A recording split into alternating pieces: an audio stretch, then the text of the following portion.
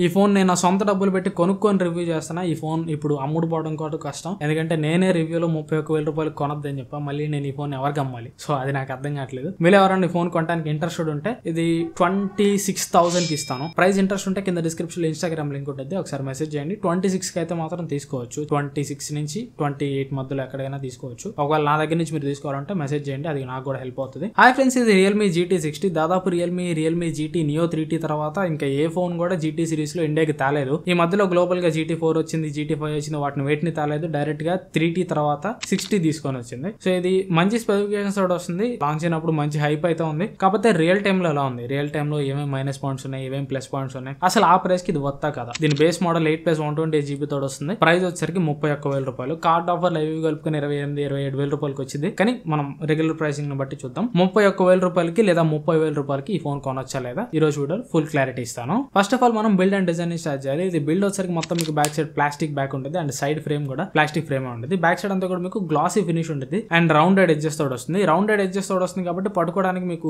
ఈజీగా ఉంటుంది. ఇది ఒక డ్యూయల్ టోన్ ప్యాటర్న్ లో తీసుకొని వచ్చారు. డ్యూయల్ టోన్ ప్యాటర్న్ లో మొత్తం కూడా ఫింగర్ ప్రింట్స్ అయితే బాగా అట్రాక్ట్ చేస్తుంది. కాకపోతే కొట్ట వచ్చినట్టు మీకు కెమెరా ఏరియాలో బాగా కనిపిస్తాయి. అండ్ ఇక లుక్స్ గురించి మాట్లాడుకుంటే ఈ ఫోన్ సిల్వర్ కలర్ ఇది. సో సిల్వర్ కలర్ మీకు లైట్ పడుతున్నప్పుడు ఆ లైట్ షిఫ్ట్ అది ఇది ఉంటది, కానీ లుక్స్ అయితే మరీ అంత ఫ్యూచరిస్టిక్ అయితే ఏముండవు. కొద్దిగా ప్లెయిన్ గానే ఉండదు. ఎలా అంటే ఇంతకు ముందు ఒక 2-3 సంవత్సరాల క్రితం అన్ని ఫోన్స్ వచ్చాయి కదా మెరిసిపోతా గ్లాసీ ఫినిష్ తోటి, అలానే ఉంది ఇది. మరి ఈ మోడర్న్ ఎరాకి తగ్గట్టు లెదర్ బ్యాక్లు డ్యూయల్ టోన్ ఫినిష్ లో ఏమి దీనిలో అయితే లేవు. లుక్స్ అయితే ప్లెయిన్ ఉంటాయి. నచ్చొచ్చు నచ్చకపోవచ్చు, నాకైతే మాత్రం నచ్చింది. ఎందుకంటే సిల్వర్ లో డ్యూయల్ టోన్ ఫినిష్ ఇచ్చారు కాబట్టి నాకు నచ్చింది. అండ్ ఇక ఇన్ హ్యాండ్ ఫీల్ గురించి మాట్లాడుకుంటే వెయిట్ అయితే తక్కువే ఉంటుంది. దీనిలో 5500 mAh బ్యాటరీ ఉంటుంది. 5500 mAh బ్యాటరీ ఉన్నప్పటికీ కూడా దీని వెయిట్ వచ్చేసరికి 193 grams. 193 grams అనేది తక్కువ వెయిట్ అని చెప్పుకోవాలి. కాకపోతే పట్టుకున్నప్పుడు మీకు చీప్ ఫీలింగ్ అయితే ఉంటుంది. ఎందుకంటే మొత్తం ప్లాస్టిక్ కాబట్టి 30,000 రూపాయలు ప్రీమియం ఫోన్ పట్టుకున్న ఎక్స్పీరియన్స్ అయితే మీకు ఉండదు. చీప్ ఫీలింగ్ అయితే కలుగుతుంది. అండ్ ఇక డిస్ప్లే గురించి మాట్లాడుకుంటే దీనిలో డిస్ప్లే ఒక మెయిన్ హైలైటింగ్ పాయింట్ అని చెప్పుకోవచ్చు. ఇది మీకు 6.78 inch డిస్ప్లే తోడు వస్తుంది. LTPO panel 120Hz refresh support చేస్తుంది. ఇక్కడ LTPO అంటే ఏంటంటే రిఫ్రెష్ రేట్ మీరు యూజ్ చేస్తున్న దాన్ని బట్టి 1 Hz నుంచి సింగిల్ హెర్జ్ కూడా 1, 2, 3, 4 అలా 1 Hz నుంచి 120 Hz వరకు ఇంటెలిజెంట్ గా రిఫ్రెష్ రేట్ అయితే మీరు యూజ్ చేస్తున్న దాన్ని బట్టి అడ్జస్ట్ చేసుకున్నది. దీని వల్ల బ్యాటరీ లైఫ్ కొద్దిగా సేవ్ అవుతుంది. అండ్ ఇది 1.5K రెజల్యూషన్ తోడు వస్తుంది. AMOLED panel, Dolby vision support చేస్తుంది. కర్వ్డ్ డిస్ప్లే ఇది. డిస్ప్లే క్వాలిటీ అయితే చూడడానికి చాలా బాగుంటుంది. అండ్ కర్వ్డ్ డిస్ప్లే కాబట్టి చూడడానికి ప్రీమియం ఉంటుంది. కాకపోతే కర్వ్డ్ డిస్ప్లే దానికి ఉండాల్సిన మైనస్ పాయింట్స్ దానికి ఉంటాయి. గేమింగ్ కి కర్వ్డ్ డిస్ప్లే ఉండటం వల్ల యాక్సిడెంటల్ టచ్ ఇష్యూస్ ఉంటాయి. అండ్ కర్వ్డ్ డిస్ప్లే కింద పడితే పగలడానికి ఎక్కువ ఛాన్సెస్ ఉంటాయి ఫ్లాట్ డిస్ప్లే తోటి కంపేర్ చేస్తే. అండ్ కర్వ్డ్ డిస్ప్లే కి స్క్రీన్ గార్డ్స్ దొరకడం కష్టం. సో ఇలా కర్వ్డ్ డిస్ప్లే కి ఉండాల్సిన మైనస్ పాయింట్స్ అయితే దానికి ఉన్నాయి. బట్ కర్వ్డ్ డిస్ప్లే ఇష్టపడే వాళ్ళకి ఇది ఒక ప్లస్ పాయింట్ అని చెప్పుకోవచ్చు. అండ్ డిస్ప్లే క్వాలిటీ గురించి మాట్లాడుకుంటే డిస్ప్లే క్వాలిటీ చాలా బాగుంది. మీడియా వ్యూయింగ్ ఎక్స్పీరియన్స్ అయితే చాలా బాగుంది. And wide by L1 certification ఉంది. అమెజాన్ ప్రైమ్ వీడియో 1080p క్వాలిటీలో స్ట్రీమ్ చేస్తుంది. అండ్ HDR వీడియో కూడా యూట్యూబ్ లో అయితే ప్లే చేస్తుంది. నేను నెట్ఫ్లిక్స్ లో అయితే చెక్ చేయలేదు, ఎందుకంటే నెట్ఫ్లిక్స్ నాకు సబ్స్క్రిప్షన్ లేదు. అండ్ డిస్ప్లే బ్రైట్నెస్ కూడా చాలా బాగుంది. ఇండోర్ బ్రైట్నెస్ సఫిషియెంట్ ఉంది అండ్ అవుట్డోర్ బ్రైట్నెస్ కూడా చాలా బాగుంది. దీని పీక్ బ్రైట్నెస్ అయితే వీళ్ళు 6000 nits అని మెన్షన్ చేశారు. కాబట్టి ఆ 6000 nits అనేది ఎప్పుడు కూడా రాదు, ఎందుకంటే ఇది ఒక గిమికీ నెంబర్. ఈ 6000 nits అనేది వీళ్ళు ఎలా చెప్తారంటే, నేను నార్మల్ గా లెక్స్ మీటర్ పెట్టి సన్లైట్ లో చెక్ చేసినప్పుడు దీని డిస్ప్లే బ్రైట్నెస్ దగ్గరగా 1600 nits వరకు వెళ్ళింది. అంతే నాకు వచ్చింది. 6000 nits అయితే రాదు. ఈ 6000 nits అనేది వీళ్ళ ల్యాబొరేటరీ చెకింగ్ కండిషన్ లో వస్తుంది. ఆ 6000 nits కూడా ఎలా వస్తుంది అంటే దాని మీద ఒక డెడికేటెడ్ వీడియో చేస్తాను.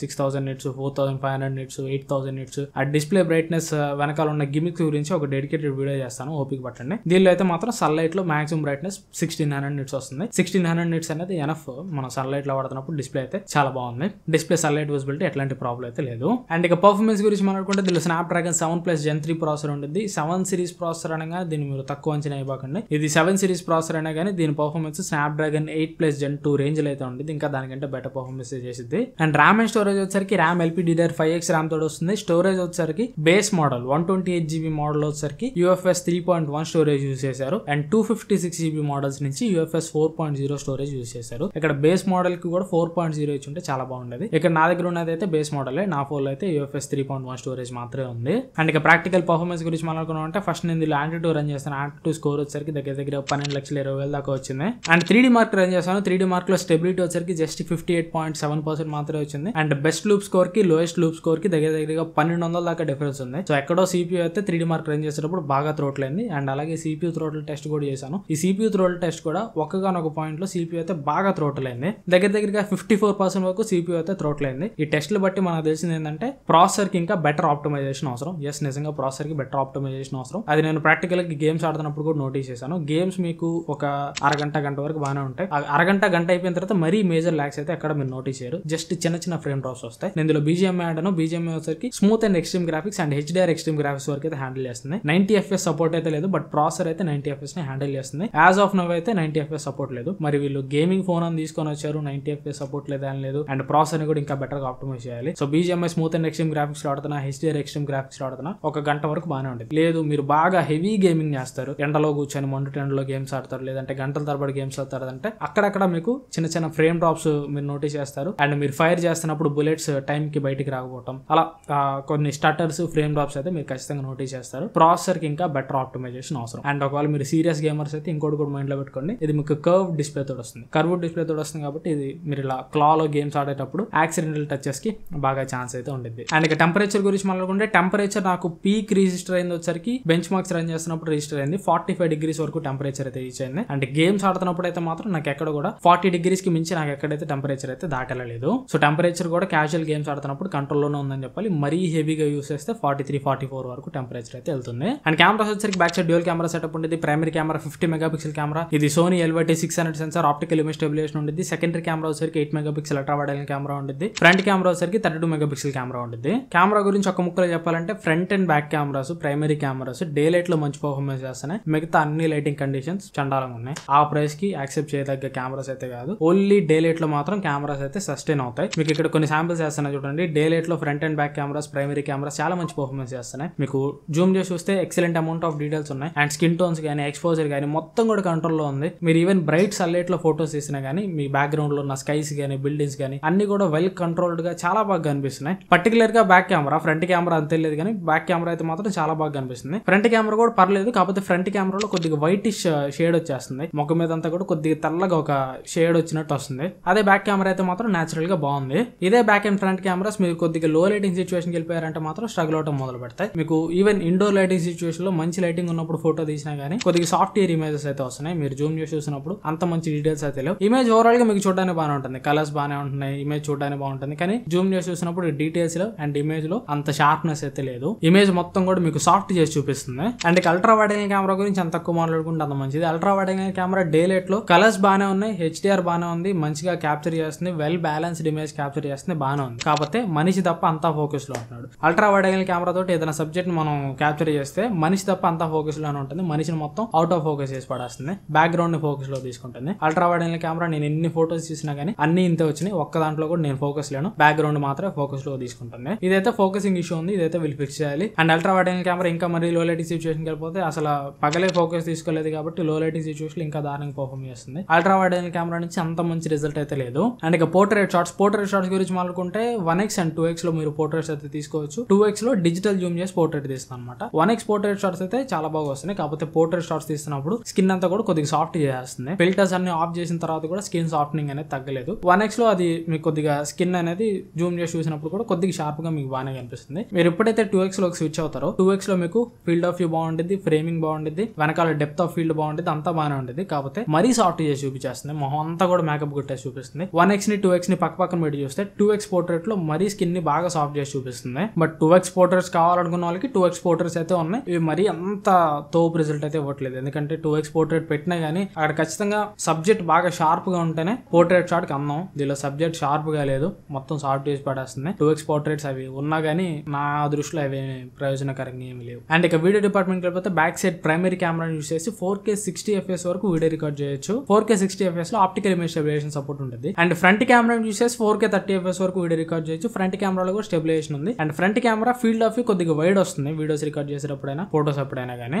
And ultra wide angle camera use చేసి 1080p 30 FPS వరకు మాత్రమే వీడియో రికార్డ్ చేయొచ్చు. అండ్ ఇక వీడియో క్వాలిటీ గురించి మాట్లాడుకుంటే డే లైట్ లో front and back cameras primary cameras రెండు కూడా మంచి పర్ఫార్మెన్స్ చేస్తున్నాయి. ఎస్పెషల్లీ బ్యాక్ కెమెరా అయితే మాత్రం నాకు క్వాలిటీ నచ్చింది. 4K 60 FPS లో క్వాలిటీ అయితే చాలా బాగుంది. మీకు ఎక్స్పోజర్ కంట్రోల్ లో ఉంటుంది, HDR కంట్రోల్ లో ఉంటుంది, డైనమిక్ రేంజ్ బాగుంటుంది, వీడియోలో డీటెయిల్స్ బాగుంటున్నాయి, అన్ని బాగుంటున్నాయి. సో డే లైట్ లో ప్రైమరీ కెమెరా వీడియో అయితే చాలా బాగుంది. అండ్ ఇక ఫ్రంట్ కెమెరా వీడియో కూడా బాగుంది. కాకపోతే ఫ్రంట్ కెమెరా కొద్దిగా ఓవర్ ఎక్స్పోజ్ అవుతుంది. అండ్ ఫ్రంట్ కెమెరా మొత్తం కూడా వైట్ లేయర్, చెప్పే కదా వైటిష్ లేయర్, ఫోటోస్ లో ఉన్నట్టే వీడియోస్ లో కూడా వైటిష్ లేయర్ అయితే ఉంది. Ultra wide angle camera day light లో ఓకే మంచి పర్ఫార్మెన్స్ చేస్తుంది, యాక్సెప్టబుల్ పర్ఫార్మెన్స్ చేస్తుంది. ఇక లో లైటింగ్ వెళ్ళిపోతే లో లైటింగ్ సిచువేషన్ లో వీడియో అయితే మరీ దారుణంగా ఉంది. బ్యాక్ సైడ్ ప్రైమరీ కెమెరా నుంచి కూడా కొద్దిగా మంచి లైటింగ్ ఉన్నప్పుడు కూడా చాలా ఎక్కువ నాయిస్ అయితే వచ్చేస్తుంది. లో లైట్ సిచువేషన్ లో 4K వీడియో అయితే అంత కరెక్ట్ గా అయితే లేదు. అండ్ ఫ్రంట్ కెమెరా అయితే ఇంకా మరీ దారుణంగా ఉంటుంది, బ్యాక్ సైడ్ ప్రైమరీ కెమెరా కంటే మరీ దారుణంగా ఉంటుంది. Ultra wide wide angle camera గురించి అసలు చెప్పాల్సిన అవసరం లేదు. ఇండోర్ లో ఏదైనా కొద్దిగా లైటింగ్ ఉంటే ఏదన్నా కొద్దిగా మనుషులు కనిపిస్తూ ఉంటారు, కానీ ఎక్స్ట్రీమ్ లో లైట్ సిచ్యువేషన్ అయితే అసలు మరి దారుణం, మొహం కూడా కనిపిదు అక్కడ. సో కెమెరా గురించి ఒక కన్క్లూజన్ చెప్పాలంటే డే లైట్ లో back side camera and front camera photos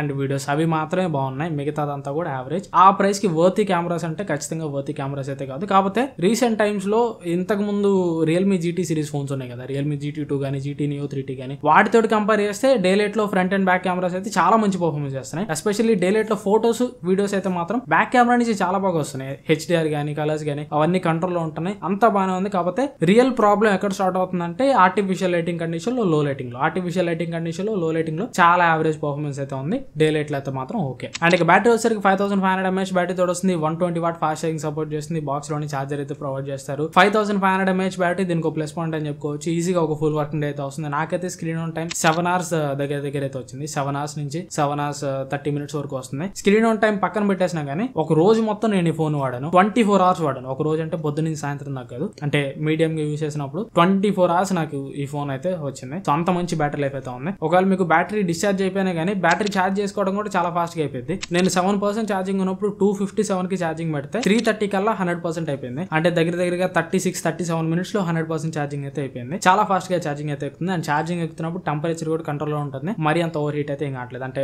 41-42 దాకా వెళ్తుంది. పట్టుకున్నప్పుడు బాగా వేడి అనిపిస్తుంది, కానీ టెంపరేచర్ అంతా చెక్ చేసినప్పుడు అయితే 42 దాకే ఉంది. 42 అనేది ఛార్జింగ్ అప్పుడు ఈ సమ్మర్ టైంలో యాక్సెప్టబుల్ అనే చెప్పాలి. అండ్ ఇక సాఫ్ట్వేర్ అండ్ UI గురించి మాట్లాడుకుంటే out of the box Android 14 తోడు వస్తుంది. 2 years Android అప్డేట్స్ ప్రొవైడ్ చేస్తారు. 3 years security patch updates provide చేస్తారు. అండ్ ఇది మీకు రియల్మీ UI తోడు వస్తుంది. రియల్మీ UI కొద్దిగా పర్వాలేదు అనిపించింది, ఎందుకంటే ఈ మధ్య కాలంలో బ్లోట్వేర్ కొద్దిగా తగ్గించారు అనిపించింది. మరి 10-15 బ్లోట్వేర్ యాప్స్ ఇచ్చేయకుండా కొన్ని బ్లోట్వేర్ యాప్స్ అయితే ఉన్నాయి, వాటిని మీరు అన్ఇన్స్టాల్ చేసుకోవచ్చు. కాకపోతే ఫుల్లీ లోడెడ్ బ్లోట్వేర్ అయితే లేదు. అంటే ఫోన్ ఓపెన్ చేయగానే కుప్పలు తప్పలు బ్లోట్వేర్ అయితే లేదు. ఉన్నాయి దాదాపు 10 యాప్స్ దాకా ఉన్నాయి బ్లోట్వేర్ యాప్స్ అయితే, వాటిని మీరు అన్ఇన్స్టాల్ చేసుకోవచ్చు. కాకపోతే మరి అంత రిస్కీ అయితే లేదు. నేను పోకో ఫోన్ రివ్యూలో చెప్పాను కదా, అంత రిస్కీ అయితే లేదు. బ్లోట్వేర్ అయితే కొద్దిగా పర్వాలేదు అనిపించింది. అండ్ దీనిలో మీకు కావాల్సిన ఎక్స్ట్రా ఫీచర్స్ అన్ని కూడా ఉంటాయి. యాప్ లాక్ కానీ డ్యూయల్ యాప్స్ కానీ అన్ని కూడా ఉంటాయి. అండ్ డైలర్ అయితే మాత్రం ఇది మీకు డిఫాల్ట్ గా గూగుల్ డైలర్ తోడు వస్తుంది. గూగుల్ డైలర్ డిఫాల్ట్ గా వచ్చినా కానీ ఇది మీకు నథింగ్ బట్ కలర్ ఓఎస్ కాబట్టి మీరు ప్లే స్టోర్ నుంచి ఓ డైలర్ అయినా ఒక యాప్ ఎక్కించుకొని దాన్ని డిఫాల్ట్ గా సెట్ చేసుకుంటే అప్పుడు మీరు కాల్స్ మాట్లాడేటప్పుడు కాల్ రికార్డ్ చేసిన అవతల వాళ్ళకి మీరు రికార్డ్ చేస్తున్నట్టు వినిపించదు. And call quality signal reception గురించి మాట్లాడుకుంటే కాల్ క్వాలిటీ బాగుంది, సిగ్నల్ రిసెప్షన్ చాలా బాగుంది. 4G ప్లస్ సిగ్నల్స్ వస్తున్నాయి, అంటే క్యారియర్ అగ్రిగేషన్ ఉంది. అండ్ 5G సిగ్నల్స్ కూడా వస్తున్నాయి. 5G బ్యాండ్స్ దీనిలో మీకు 15 5G బ్యాండ్స్ ఉంటాయి. ఎక్కడికి వెళ్ళా కానీ మీకు 5G బ్యాండ్స్ విషయంలో ఏం ప్రాబ్లం అయితే ఉండదు. అండ్ ఇక అదర్ ఫీచర్స్ గురించి మాట్లాడుకుంటే స్టీరియో స్పీకర్స్ వస్తుంది. దీనిలో డాల్బీ అట్మాస్ అయితే ఉండదు. డాల్బీ అట్మాస్ అది ఇచ్చుండాల్సింది, ఇచ్చుంటే బాగుండేది. డాల్బీ అట్మాస్ లేకపోయినా కానీ స్టీరియో స్పీకర్స్ క్వాలిటీ అయితే బాగుంది, లౌడ్ అండ్ క్లియర్ అయితే ఉంది. అండ్ NFC తోటి వస్తుంది. అండ్ IR బ్లాస్టర్ కూడా ఉంటుంది, అంటే ఫోన్ యూస్ చేసుకొని మీ ఇంట్లో ఉన్న హోమ్ అప్లయన్స్ ని కూడా మీరు కంట్రోల్ చేసుకోవచ్చు. And security purpose in display finger print scanner తోటి వస్తుంది. అండ్ ఈ ఫోన్ బాక్స్ మీద AI అని మెన్షన్ చేశారు. కాకపోతే నాకు ఈ ఫోన్ లో AI ఫీచర్స్ అయితే ఏం కనిపించలేదు. మేబీ లోపల ఏమన్నా AI ప్రాసెసింగ్ ఏమన్నా ఇంప్లిమెంట్ చేశారేమో కెమెరా డిపార్ట్మెంట్ లో కానీ వాటిలో. బట్ బయటకి అయితే మాత్రం AI ఫీచర్స్ చాలా తక్కువ ఉన్నాయి. పెద్దగా చెప్పుకోదగ్గ AI ఫీచర్స్ అయితే నాకేమీ కనబడలేదు. ఇది ఓవరాల్ గా department wise plus and minus points అయితే. ఇంకా ఓవరాల్ ఒక కంక్లూజన్ కి వస్తే మాత్రం ఈ ఫోన్ 30,000 రూపాయలకి వర్త్ అంటే మాత్రం ఒకటి గుర్తుపెట్టుకోండి, processor department and display department. Processor department లో అయితే మాత్రం ఆ ప్రైస్ లో ఇది వర్త్. కానీ ప్రాసెసర్ కాకుండా మిగిలిన ఆస్పెక్ట్స్ అన్ని చూసుకుంటే మీరు బిల్డ్ క్వాలిటీ వైజ్ చూసుకున్నా, బిల్డ్ క్వాలిటీ వైజ్ కాంప్రమైజ్ ఆ ప్రైస్ లో తోపుతురు బిల్డ్ క్వాలిటీ ఏం కాదు. అండ్ డిస్ప్లే వైజ్ చూసుకున్నా, బ్యాటరీ వైజ్ చూసుకున్నా ఆ ప్రైస్ లో అట్ పార్ ఉన్నాయి. కానీ ఆ ప్రైస్ లో ఇవేమి యూనిక్ సెల్లింగ్ పాయింట్స్ అయితే కాదు. ఓన్లీ ఈ ఫోన్ మీరు అక్కడ చూసుకోవాల్సింది ఓన్లీ ప్రాసెసర్ మాత్రమే. ప్రాసెసర్ ఆ ప్రైస్ లో ది బెస్ట్ అంటే 8S Gen 3 ప్రాసెసర్ వచ్చింది. కాకపోతే 8S Gen 3 కి 7+ Gen 3 కి పెద్ద డిఫరెన్స్ అయితే ఉండదు. ఓన్లీ మీరు ప్రాసెసర్ మాత్రమే చూసుకోవాలి. అండ్ ఇంకోటి ప్రైస్ వచ్చరికి 31,000 రూపాయలు. సో ఈ ఫోన్ నా చేతికి వచ్చిన తర్వాత 31,000 రూపాయల ప్రైస్ అనేది కొద్దిగా ఎక్కువ అనిపించింది. 31,000 రూపాయలు కాదు, 26-27 ఈ ప్రైస్ లో అయితే ఈ ఫోన్ మీరు కన్సిడర్ చేయొచ్చు. పర్టికులర్ గా నేను ఈ ఫోన్ వద్దంటాను, ఎందుకంటే కెమెరాస్ డే లైట్ లో చాలా బాగున్నాయి. కెమెరాస్ డే లైట్ లో నాకు ఫోటోస్ అయినా వీడియోస్ అయినా especially back side primary camera నాకు చాలా బాగా నచ్చింది. కాకపోతే లో లైట్ లో అంత దరిద్రమైన కెమెరాస్ నేను ఈ మధ్య కాలంలో చూసి చాలా తక్కువ, చాలా చాలా చాలా చండాలు ఉన్నాయి. 30,000 రూపాయల ప్రైస్ లో అంత యావరేజ్ లో లైట్ పర్ఫార్మెన్స్ అయితే నేను ఏ ఫోన్ నుంచి కూడా ఎక్స్పెక్ట్ చేయలేను. సో ఈ ఫోన్ లో అంతే ఉంది అండ్ పోకో ఫోన్ లో కూడా అంతే ఉంది. లో లైట్ పర్ఫార్మెన్స్ రెండిట్లో దారుణంగానే ఉంది. సో అది ఇప్పుడైతే కొనుక్కోబాకండానే చెప్తా, కొనకుండా ఉండటమే మంచిది. కొద్దిగా వెయిట్ చేసి బిగ్ బిలియన్ డే సేల్స్ లో అలా 28 లేదా 27, 26 ఆ ప్రైస్ కి అయితే తీసుకోవచ్చు. కానీ 31,000 రూపాయలకి అయితే ప్రెసెంట్ అవసరం లేదని నా ఒపీనియన్. 31,000 రూపాయలు దీనికంటే కూడా Moto H50 Pro processor department ఒకటి తెప్పించి మిగతా అన్ని డిపార్ట్మెంట్స్ దీనికంటే చాలా బెటర్ ఉంటుంది. Especially cameras Moto H50 Pro లో చాలా బాగుంటాయి. జస్ట్ ఆ ప్రైస్ లో ప్రాసెసర్ చూసి మాత్రమే మీరు తీసుకోవాలి. అలా కాకుండా కొద్దిగా ప్రైస్ తగ్గిన తర్వాత 26 నుంచి 28,000 రూపాయల మధ్యలో ఏ ప్రైస్ కి వచ్చినా కానీ మీరు ఫోన్ అయితే కన్సిడర్ చేయొచ్చు. ఆ పైన అయితే కన్సిడర్ చేయకపోవడం బెటర్ అని నా ఒపీనియన్. ఇది ఓవరాల్ గా నా రివ్యూ అయితే. ఈ రివ్యూ మీకు ఎంత కొంత యూస్ఫుల్ అనుకుంటున్నాను. ఈ వీడియో మీకు నచ్చితే లైక్ చేయండి అండ్ వీలైతే మీ ఫ్రెండ్స్ అండ్ ఫ్యామిలీతో కూడా వీడియోని షేర్ చేయండి. ఈ ఫోన్ నేను నా సొంత డబ్బులు పెట్టి కొనుక్కొని రివ్యూ చేస్తున్నా. ఈ ఫోన్ ఇప్పుడు అమ్ముడుపోవడం కూడా కష్టం, ఎందుకంటే నేనే రివ్యూలో 31,000 రూపాయలు కొనొద్దని చెప్పా. మళ్ళీ నేను ఈ ఫోన్ ఎవరికి అమ్మాలి? సో అది నాకు అర్థం కావట్లేదు. మీరు ఎవరైనా ఫోన్ కొనడానికి ఇంట్రెస్టెడ్ ఉంటే ఇది 26,000 కి ఇస్తాను. ప్రైస్ ఇంట్రెస్ట్ ఉంటే కింద డిస్క్రిప్షన్ లో ఇన్స్టాగ్రామ్ లింక్ ఉంటుంది, ఒకసారి మెసేజ్ చేయండి. 26 కి అయితే మాత్రం తీసుకోవచ్చు, చెప్పా కదా. 26 నుంచి 28 మధ్యలో ఎక్కడైనా తీసుకోవచ్చు. ఒకవేళ నా దగ్గర నుంచి మీరు తీసుకోవాలంటే మెసేజ్ చేయండి, అది నాకు కూడా హెల్ప్ అవుతుంది. జస్ట్ ఒక జెన్యూన్ రివ్యూ ప్రొవైడ్ చేయడానికి మాత్రమే ఇలా అన్ని ఫోన్స్ కూడా కొని రివ్యూ చేయడానికి ట్రై చేస్తున్నాను. ఎఫర్ట్స్ నచ్చినాయి, ఎఫర్ట్స్ మీకు వ్యాలిడ్ అనిపిస్తే మాత్రం ఖచ్చితంగా ఛానల్ సబ్స్క్రైబ్ చేసుకోండి. ప్రతి వీడియోస్ కూడా చూడండి, చూసి ప్రతిది లైక్ చేయడానికి ట్రై చేయండి అండ్ షేర్ చేయడానికి ట్రై చేయండి. ఛానల్ కొద్దిగా సపోర్ట్ చేయండి. ఈ సంవత్సరం మనం ఎలాగైనా కానీ 100K, ఆ తర్వాత తొందరగా 1 మిలియన్ కూడా రీచ్ కావాలి. హాసికి హద్దు ఉండాలంటారు, బట్ 1 మిలియన్ రీచ్ అయితేనే ఇప్పుడు యూట్యూబ్ లో మనం ఏమంటారు పరువుగా బతకలేదు. సో సపోర్ట్ చేస్తారని ఆశిస్తున్నాను. Thanks for watching. మన నెక్స్ట్ వీడియోలో కలుస్తాను. Bye bye.